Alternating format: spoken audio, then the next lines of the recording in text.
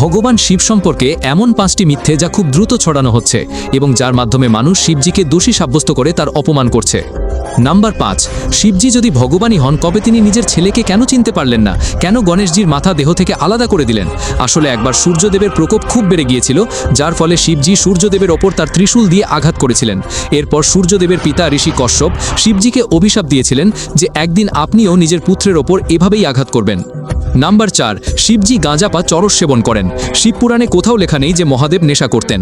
সমুদ্র মন্থনের সময় তিনি হলাহল বিষ পান করেছিলেন, আর সেই বিষের জ্বালা শান্ত করার জন্য তিনি ভাং এবং ধুতুরা ঔষধ হিসাবে গ্রহণ করেছিলেন, যেমনটা প্রাচীনকালের মানুষ ব্যবহার করত। নাম্বার 3, ভগবান শিব এবং মাতা পার্বতী হলেন অ্যাডাম এবং ইভ। দেখুন, ইংরেজিতে যাদের আপনারা অ্যাডাম এবং ইভ বলেন তারা আসলে ব্রহ্মপুত্র মনু এবং শতরূপা ছিলেন। নাম্বার 2, শিবলিঙ্গ পুরুষের অঙ্গকে বোঝায়। এই কথা বলে অনেকে শিবজির খুব মজা বানিয়েছেন, কিন্তু এই শিবলিঙ্গ আসলে তার অনন্ত ব্রহ্মাণ্ডের আদি এবং অনাদি রূপকে, যার শুরু বা শেষ নেই, প্রকাশ করে।